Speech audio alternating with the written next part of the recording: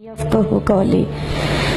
अल्हम्दुलिल्लाह, मैं राहिला सलीम डॉक्टर मोहम्मद सलीम की वाइफ हूँ। अल्हम्दुलिल्लाह, हम लोग भोपाल से बिलोंग करते हैं। मेरे हस्बैंड ने पहले इस्लाम कबूल किया, एक जैन फैमिली से बिलोंग करते हैं। मैं अग्रवाल फैमिली से थी। मेरा पुराना नाम मानसी अग्रवाल था और मेरे हस्बैंड ने जब इस्लाम कबूल किया तो मेरे लिए मेरी लाइफ का बहुत एक शॉकिंग इंसिडेंट था। मैंने फर्स्ट टाइम किसी को पहली बार देखे, मैंने किसी को नमाज पढ़ते हुए देखा। मैंने अचानक ही अक्सर करके एक पर्टिकुलर टाइम होता था और ये घर से कहीं चले जाते थे और मैं इनसे पूछती थी कि आप कहाँ जाते हैं, तो ये रिप्लाई करते थे this is none of your business, you have to do your job. तो मैं भी खामोश हो जाती थी। बाकी मेरे फादर इन लॉ से अक्सर इनकी डिबेट और सब कुछ हुआ करता था, बट मुझे नहीं समझ में आता था कि ये डिबेट क्या है, ये लोग किस बात पे इतना ज़्यादा, मतलब इनका डिबेट इतना एग्रेसिव मूवमेंट्स पे कैसे आ जाता है। तो बाकी फिर एक धीरे धीरे जब मुझे ये इस्लाम के पहले तो ये लोग नहीं बताए, बट फर्स्ट टाइम जब मैंने इनका फजर की नमाज थी और अचानक मेरी नींद खुली और मैंने इनको नमाज पढ़ते हुए देखा। मैंने इनसे पूछा कि आप क्या नमाज पढ़ रहे हैं, क्योंकि सिर्फ टेलीविज़न पे देखा था कि हाँ ऐसे जो करते हैं वो नमाज के एक्शंस हैं। मैंने इनसे पूछा कि आप नमाज पढ़ रहे हैं, इन्होंने कहा कि हाँ मैं नमाज पढ़ रहा हूँ। मैंने बिल्कुल देर नहीं की मेरे फादर इन लॉ को बताने में।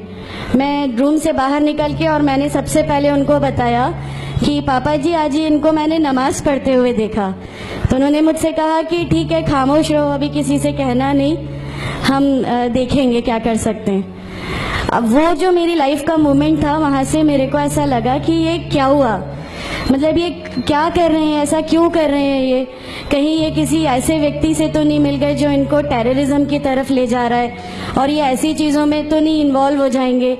एक बहुत बड़ा डर जो मेरे अंदर था वो, और on that time I was pregnant, तो मेरे को एक बहुत खलबली सी लगी रहती थी कि ये क्या चल रहा है, ये क्या चल रहा है।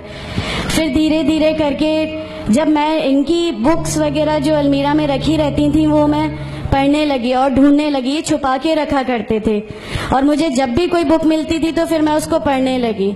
तो मुझे उसमें ऐसा कुछ लगता ज़रूर था कि पता नहीं कुछ है, कोई डिफरेंट चीज़ है, क्योंकि मैंने देखा कि इनके अखलाक, इनकी सब चीज़ें बिल्कुल चेंज हो गई।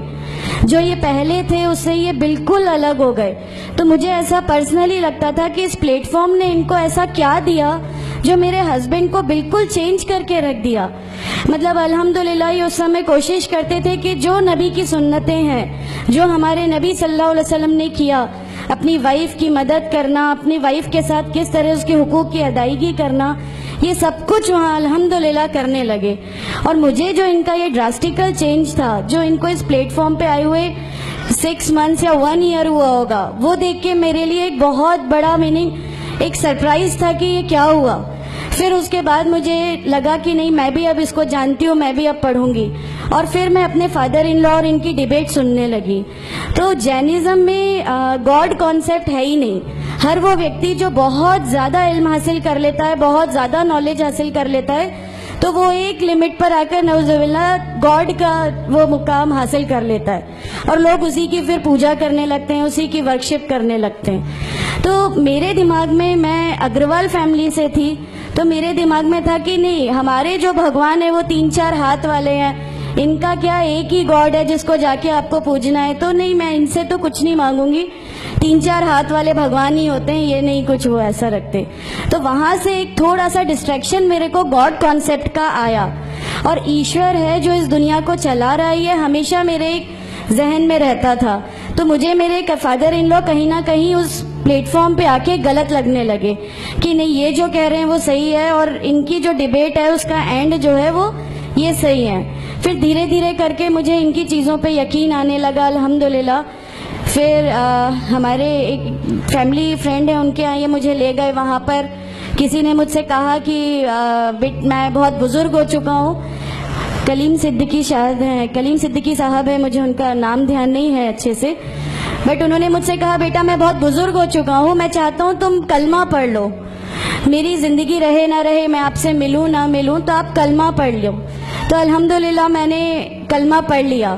कलमा पढ़ने के बाद भी जब हम घर लौट रहे थे तो मैंने इनसे कहा कि मैंने सिर्फ अभी कलमा पढ़ा, अभी आप ये मत समझिएगा कि मेरे को सब समझ में आ गया और मैं इस चीज़ को मान लूँगी। इन्होंने कहा नहीं, तुम्हारी मर्ज़ी, किसी में कोई फोर्स नहीं है।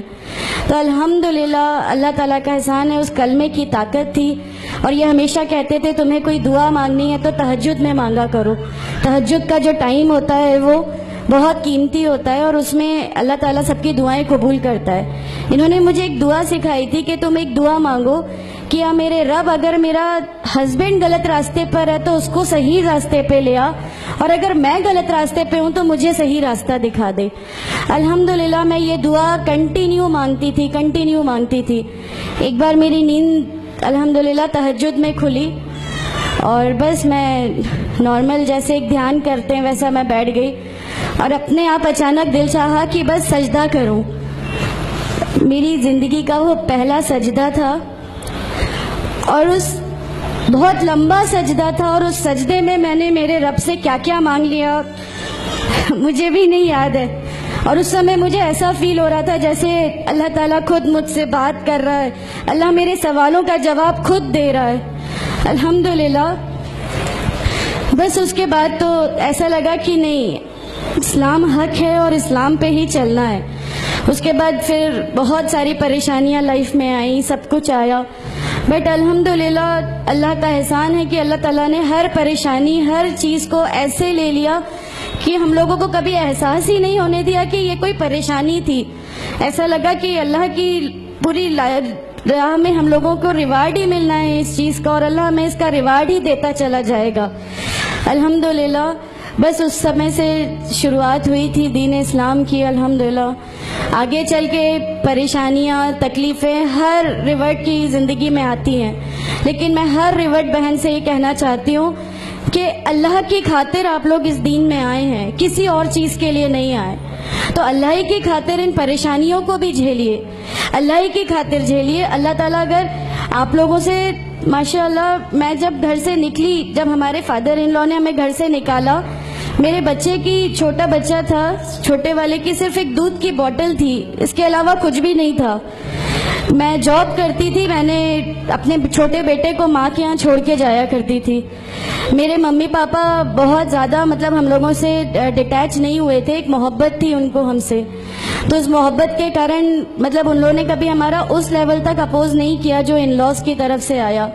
तो जब मैं मेरे मायके गई और मैंने अपने बच्चे को लिया और मैंने कहा कि माँ हमने वो घर छोड़ दिया, हमें उस घर से उन लोग निकाले, ऐसा करके माँ है बहुत रोई, तुम लोग क्यों ऐसा कर रहे हो, क्या करोगे, कैसे रहोगे, दोनों छोटे बच्चे हैं, क्या होगा।